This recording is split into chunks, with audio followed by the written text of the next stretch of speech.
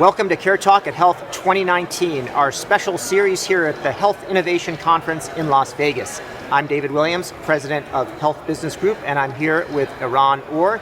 He is founder and CEO of XRHealth. Eran, welcome. Hey, thanks for having me.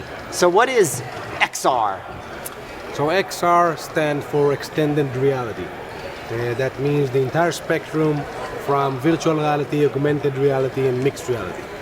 Okay, so I've heard of virtual reality and augmented reality. Mixed is the mix of those two, or what kind of mix? Yeah, so it's actually that now in the industry we're trying to figure out the different phrases, but basically it's a spectrum of immersiveness. Okay.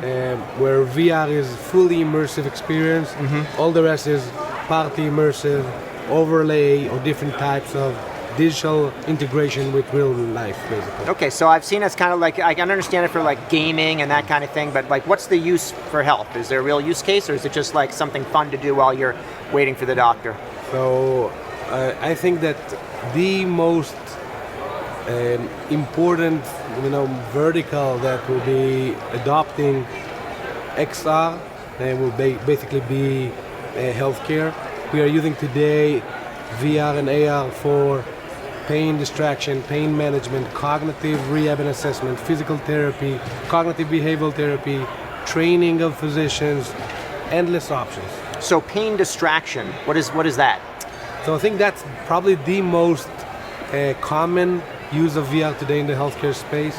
Basically, the nice thing about VR is it has the capability to hijack your brain. I'm assuming you and the audience saw people putting VR headset on and getting really scared, or bouncing into walls. Right. No one want to be in a hospital, no one want to be in a rehab center. And once you put a VR headset on, that allows you to escape to a different place. Got it. All right. So I put the headset on, and I've never really used it, and I was never much of a gamer, but you had me popping some balloons. Is that just so you could put a funny video of me on YouTube, or what's the... Yeah, so we'll try to upload that video. It's sort of, this is just like to hold it over my head in case this interview doesn't go to your liking, Yeah, right? exactly. But what's the point of the balloon popping? What's going on there? The VR has three different and unique capabilities that no other technology can bring to the table. So the first one is what I mentioned previously, basically the fully immersive, and location is meaningless. I don't care if you're doing it here, in the hospital, or back home. The second thing, which is the popping balloon aspect come into play, is that once you put a VR headset on, you become an element in a computer-generated environment. Okay. And once you are an element in a computer-generated environment, where you are the only variable, we can quantify everything that you're doing. I'm the variable? Exactly. I consider myself more of a constant. So inside the virtual reality environment, you are the only variable. Got it. All right. I can accept that.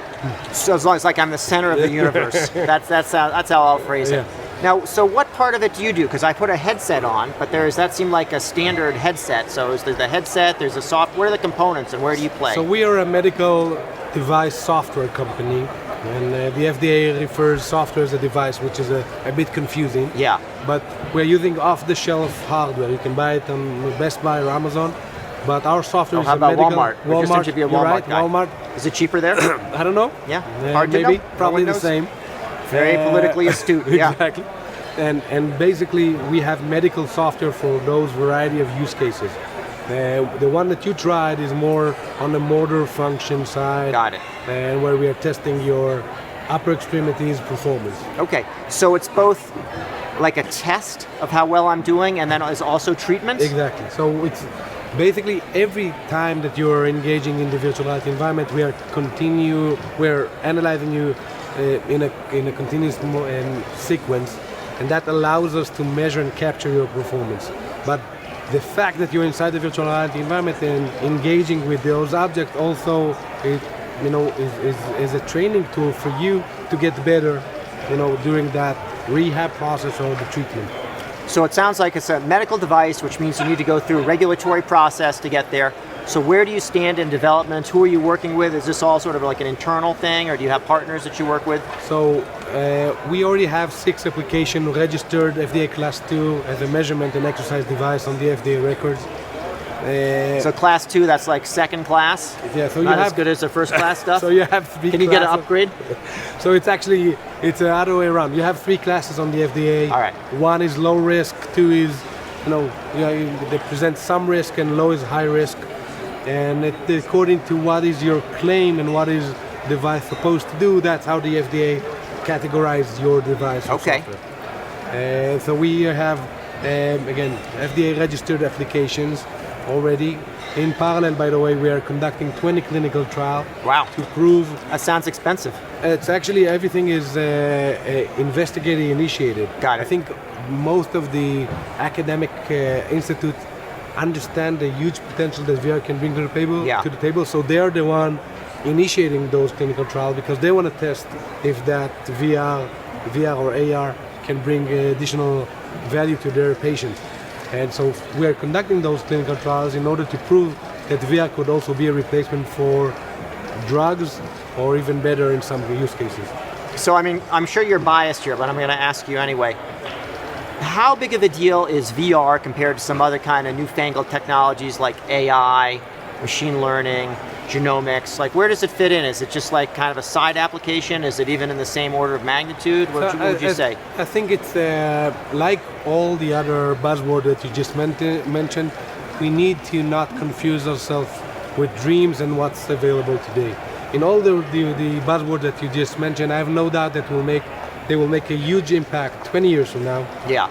The problem that we have is that sometimes we hook, and we get caught with the difference between what the potential of the technology can bring and the current status. Okay. I think that's what happened to VR. And 5 years ago, a lot of people thought that this is like, it's going to happen. This is the next computing platform. Mark Zuckerberg thought that, right? He's still, by the way, still investing heavily. Okay. But I think only now, 2 or 3 months ago, models. So only 3 months ago, they launched the Oculus Quest, which is basically the iPhone 1, if you wish, in comparison. And only now we'll start seeing adoption and the full potential of VR, unfold.